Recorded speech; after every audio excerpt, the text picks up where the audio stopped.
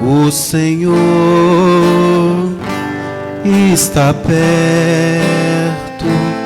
da pessoa que o invoca. Todos. O Senhor está perto da pessoa que o invoca. O Senhor esteja convosco, Ele está no meio de nós. Proclamação do Evangelho de Jesus Cristo, segundo Mateus. Glória a vós, Senhor. Naquele tempo, Jesus contou esta parábola a seus discípulos. O reino dos céus é como a história do patrão que saiu de madrugada para contratar trabalhadores para a sua vinha. Combinou com os trabalhadores 1 moeda de prata por dia e os mandou para a vinha. Às 9 horas da manhã, o patrão saiu de novo. Viu outros que estavam na praça, desocupados, e lhes disse: Ide também vós para a minha vinha, e eu vos pagarei o que for justo. E eles foram. O patrão saiu de novo ao meio-dia, e às 3 horas da tarde fez a mesma coisa.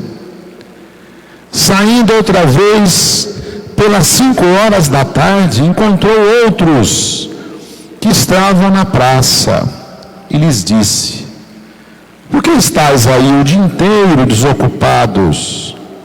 Eles responderam: Porque ninguém nos contratou. Repitam comigo: Porque ninguém nos contratou. O patrão lhes disse: Ide vós também para a minha vinha. Quando chegou a tarde, o patrão disse ao administrador: Chama os trabalhadores e paga-lhes uma diária a todos, começando pelos últimos até os primeiros. Vieram os que tinham sido contratados às 5 da tarde, cada um recebeu 1 moeda de prata. Em seguida vieram os que foram contratados primeiro e pensavam que iam receber mais. Porém, cada um deles também recebeu 1 moeda de prata. Ao receberem o pagamento, começaram a resmungar contra o patrão.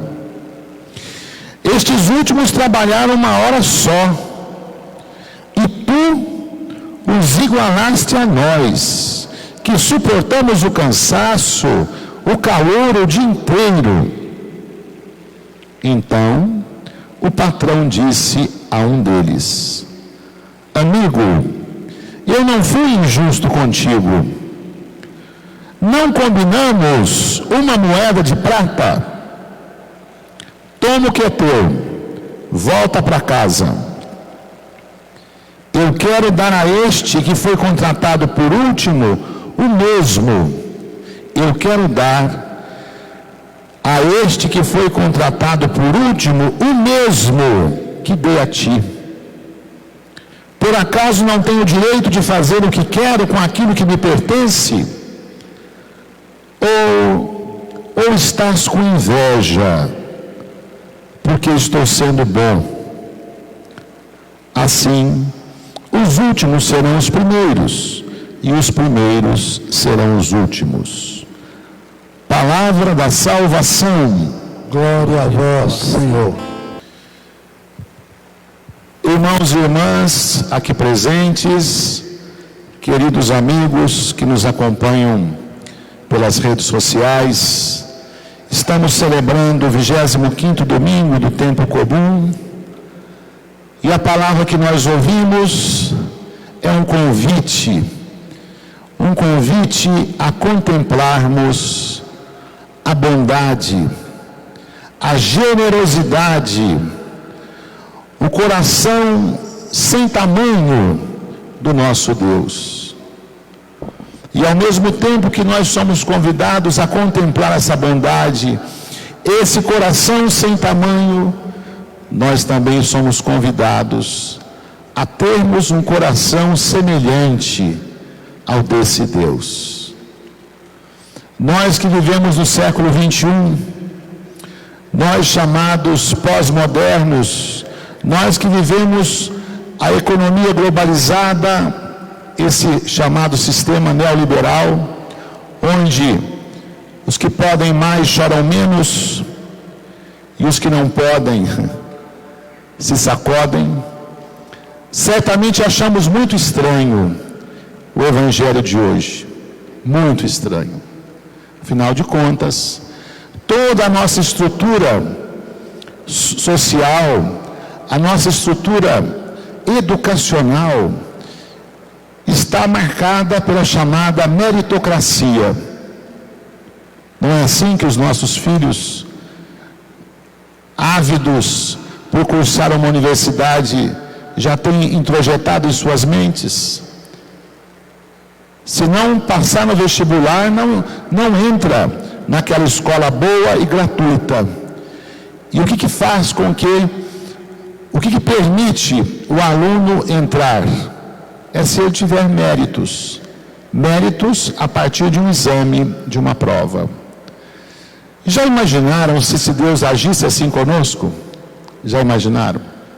Porque, por outro lado, mesmo aqueles que não têm as capacidades e as oportunidades que uma parcela da nossa sociedade tem de fazer bons cursos, enfim, não só no sentido intelectual, mas em todos os sentidos, todos nós sabemos que mesmo os demais também sonham em estudar. É essa a mensagem que está no Evangelho. As pessoas que saíram no primeiro horário para trabalhar, elas foram em busca de uma diária. As que foram contratadas às 9, também o foram em busca de uma diária. E assim sucessivamente. Só que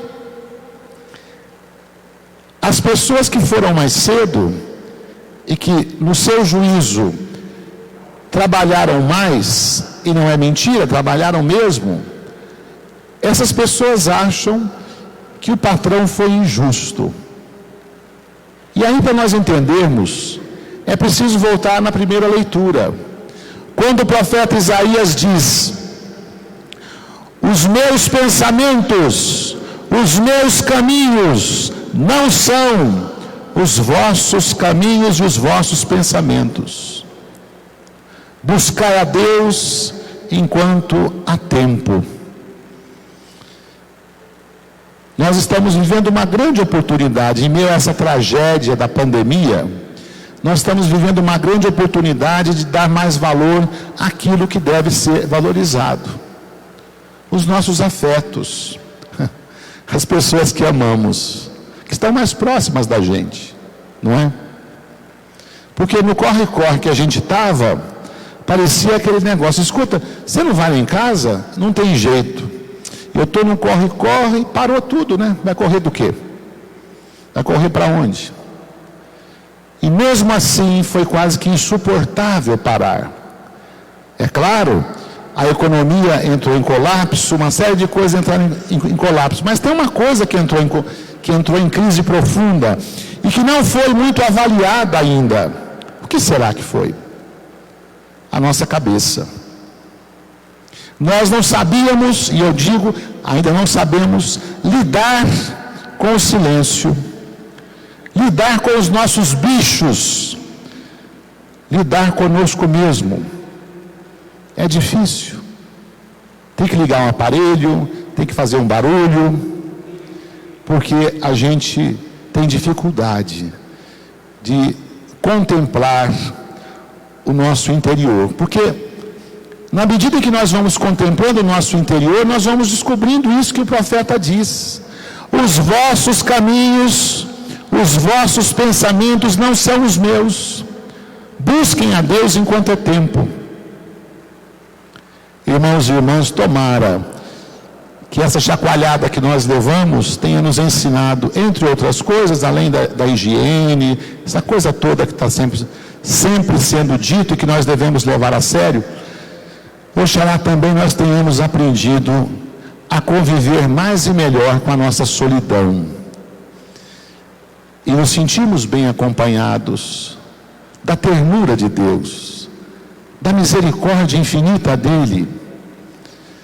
Você chegou agora às 5 da tarde, o outro chegou às 3, o outro chegou ao meio-dia, o outro chegou às 9, eu cheguei às 7, porque eu tive condições de ser contratado às 7. Mas todos nós precisamos da mesma coisa. Essa era a mensagem que Jesus queria passar. Para quem será? Para os pobres. Na época em que Jesus vivia, as cidades periféricas estavam repletas de gente que não tinha o que fazer. Sabe por quê? Porque elas ficavam empobrecidas e elas tinham que vender suas propriedades. Ora, vendiam suas propriedades a preço de banana, iam para a praça, esperar que alguém pudesse contratá-los. E nesse caso, contratá-los para a colheita da uva. Então, vocês imaginem Jesus contando essa história para esses homens que tinham sido espoliados. Certamente, no primeiro momento, eles devem ter achado engraçado. Esse rabino é maluco. Onde é que já se viu? Ninguém faz isso. Mas o que Jesus queria dizer é que Deus faz. O governo pode não fazer, mas Deus faz. Você pode não fazer para o seu irmão, mas Deus faz. Ora, se Deus faz, nós que nos identificamos como gente de Deus, gente de Cristo, nós temos que fazer a mesma coisa. A mesma coisa. Aprendemos a ter um coração grande, generoso, e não mesquinho, não medíocre. Por outro lado, alguém pode estar pensando, então Deus faz uma apologia à indolência, à preguiça? Nada disso. Tem nada que ver uma coisa com a outra. E voltando ao que eu dizia no início, Deus também não aprova aqueles alunos que não estudam. Não é disso que se trata. A grande questão é que todo mundo precisa. Todos precisam. E Deus, então, que sabe tudo, Ele oferece essa atitude surpreendente. Mas eu não sei se vocês notaram, aqueles que chegaram primeiro ficaram indignados, clamando por justiça. Já assistiu esse filme? No Evangelho de São Lucas, quando o filho mais novo volta para casa, quando o filho mais novo, que pediu a parte da herança que lhe cabia, torra todo o dinheiro, joga fora, entra em crise e volta. O irmão mais velho, aquele que era o filho que todo pai sonhava em ter, se rebela também. O Senhor nunca matou um cabrito para mim. A indignação é a mesma, que se chama inveja, que é uma das coisas mais antigas. A inveja matou Caim, meu irmão, minha irmã. A inveja matou Abel. Caim mata Abel por inveja. Irmãos e irmãs, que nós possamos sair daqui modificados com a imagem que nós carregamos de Deus. De vez em quando eu encontro pessoas que dizem assim: bom, eu acredito que deve existir um Deus, mas eu não sigo as igrejas não. O senhor sabe, né? Aí reticências. Muitas vezes essas pessoas deixaram de participar desta ou de outra comunidade em função do que nós externalizamos da nossa experiência com Deus. Quantas e quantas pessoas neuróticas que construíram uma imagem caricata de Deus, de um Deus justiceiro, mesquinho.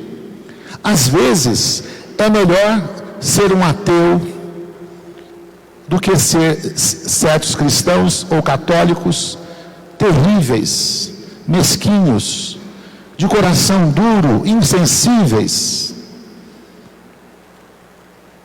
Às vezes vale a pena, porque pelo menos o ateu, ele pode de uma hora para outra encontrar o fio da meada. Agora, certos fanáticos, certos obcecados e obcecadas, terão muita dificuldade em recuperar esta imagem de um Deus que se verga sobre todos nós. Concluindo, nós ouvimos na segunda leitura o apóstolo dizer: viver é Cristo, e morrer é lucro. No finalzinho ele diz: viver à altura do Evangelho. Meus irmãos e minhas irmãs, é isso que nós queremos, viver à altura do Evangelho. Portanto, que ao longo dessa semana nós façamos a experiência desse dono da vinha, que não olha o tempo, que não olha o resultado, mas olha para as necessidades das pessoas. Que nós também possamos fazer isto, olhar para as necessidades daqueles que vêm ao nosso encontro. Que assim seja. Amém. O Senhor está perto da pessoa que o invoca. Todos. O Senhor está perto da pessoa que o invoca.